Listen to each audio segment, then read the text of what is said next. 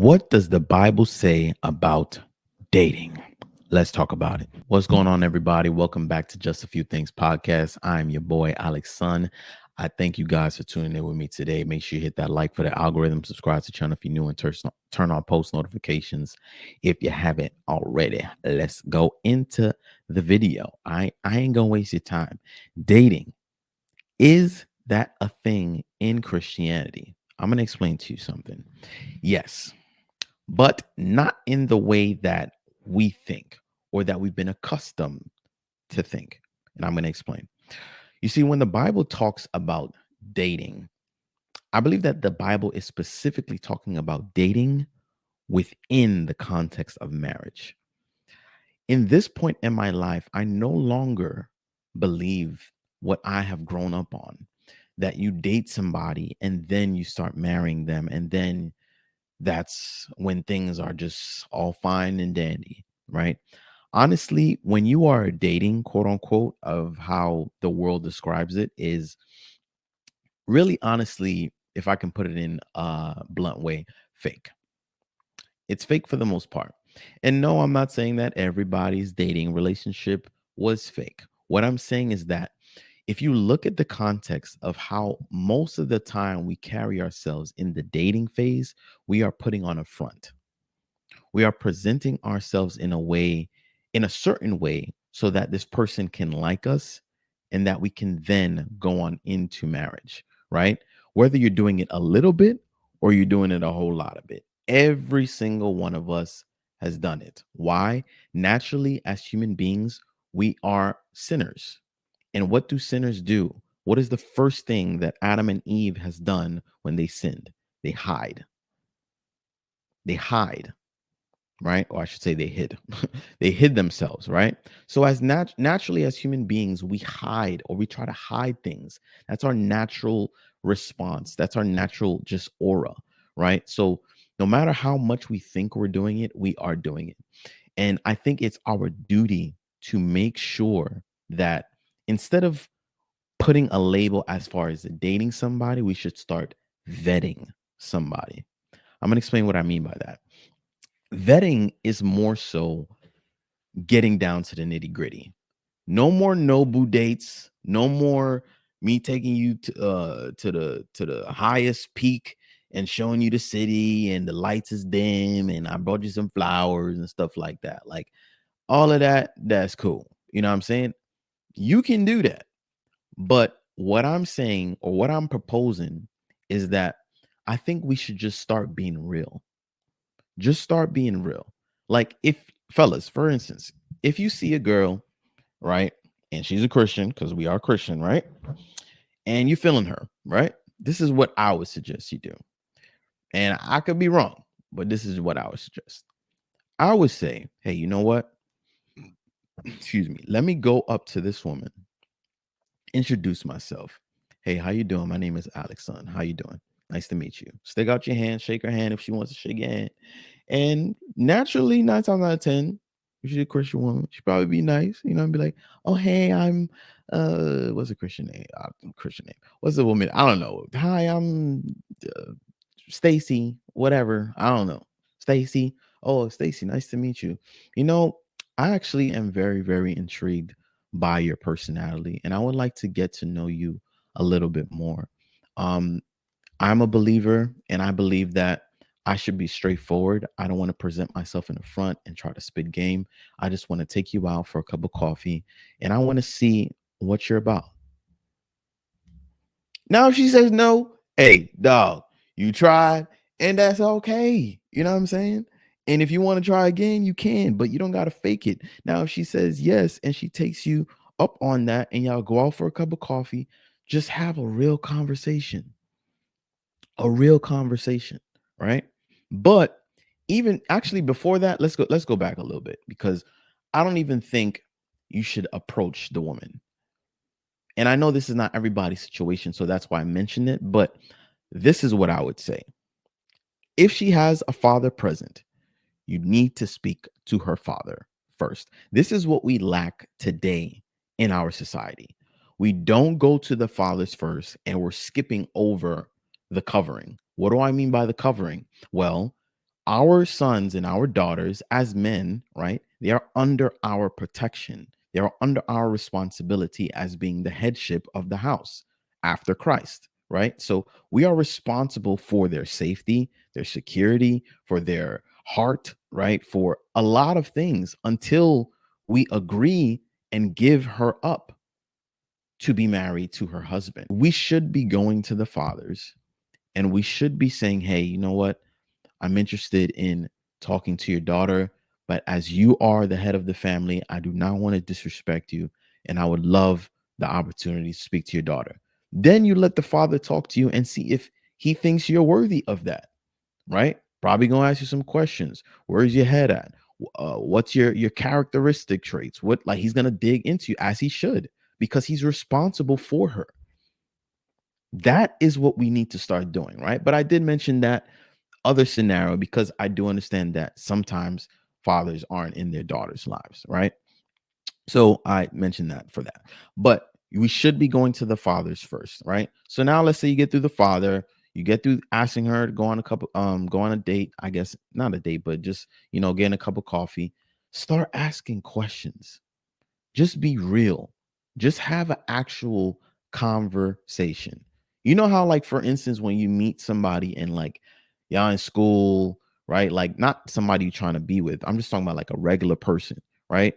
I mean, you don't tell them your whole life story, right? But you don't try to like put too much fluff, probably, right? Because you don't have to necessarily like show off or anything because it's not somebody trying to date. Like, you're just cool. Like, just, hey, what are your likes? What are your dislikes?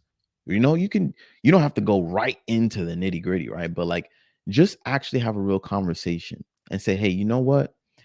I brought you here because I am very, very interested in you. I spoke to your father and he gave me his blessing to even come here and sit with you on this date. Now, y'all looking at me probably right now like, bro, who does that anymore?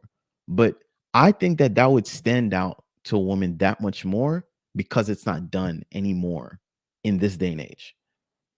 That, to me, would send signals that, oh, okay, this person is serious. Like, he talked to my father before he even came to me. What the heck? What is going on here?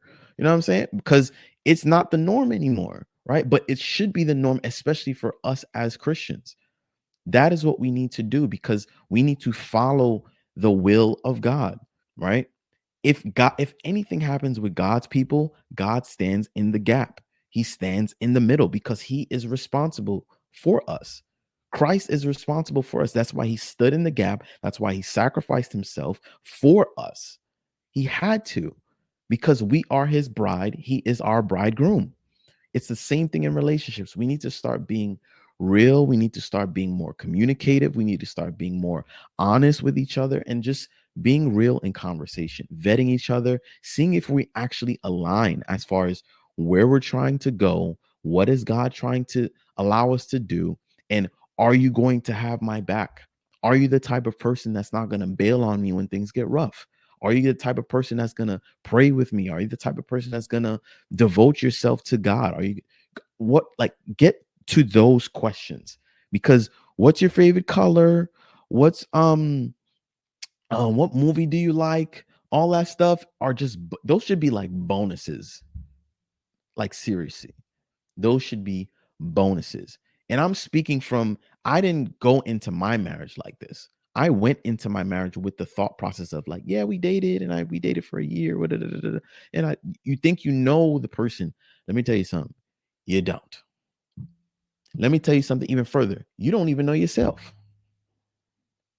And that's a fact, right? You think you know a lot of things, but you just don't, because marriage is built to expose you. It's made to expose you. There's no hiding. You cannot go home to your corner and then you just, okay, I put on all the makeup and I took off my nice suit and I did this, whatever, blah, blah, depending on what sex you are, right? And you went to your room, he went to his room, right? Like, no, you dealing with everything in front of you, right? There are going to be moments that are tough. There are going to be moments that you get emotional. There are going to be moments where you don't know how to speak, right? This is something that I faced, right? I'm the type, like, if I don't like something, I just be like, bro, what am I going back and forth? Like, I don't need this, bro. Why do I need to go back and forth? Why? I ain't wasting my time, player. You know what I'm saying?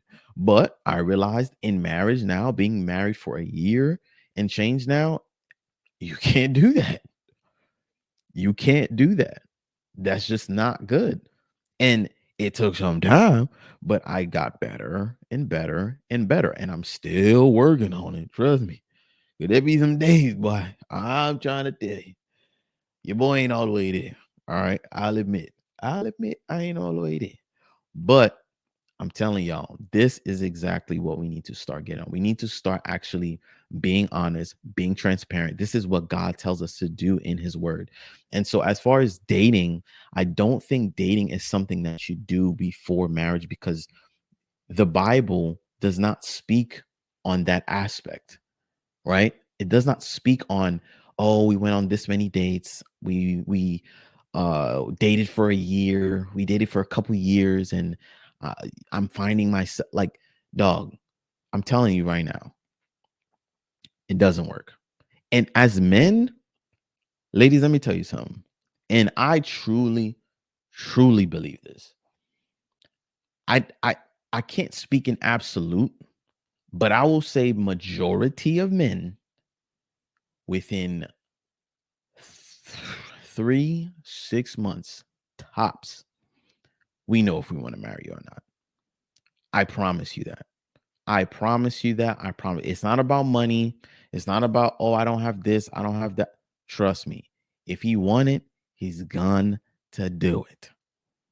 That's how we are wired as men. Now, I'm not going to lie. Society has done a number on men. So sometimes that's, kind of what we grow up on. Like, oh, I need to make this much money to da, da, da, da, da, da. So I will give grace in that sense, right? But that thing in you as a man, it does not take that long. It doesn't. I told my wife, like, within a few months of us dating, I knew that I'm going to marry her. I already knew it. I already started planning, buying the ring, all that stuff. It's not rocket science. It's not rock. And I'm not saying that she was perfect. I'm not saying that I was perfect, right? But I knew enough about her character. And we were best friends before that. So I knew a lot about her already. But, you know, I loved her character. I loved who she was, and I said, "You know what? I believe that going into this marriage, she is going to best serve me, and I'm going to best serve her." And that's what I went forward with, right? We have rough days, we have good days. We have happy days, we have sad days. But at the end of the day, we have days together. We are dating each other now, not before, right? Now, yes, we did go on dates, and I want to be transparent with you guys because I told you beforehand, that's how I thought, right? Have If we had the opportunity to do that again, my wife and I, oh, it would go way faster.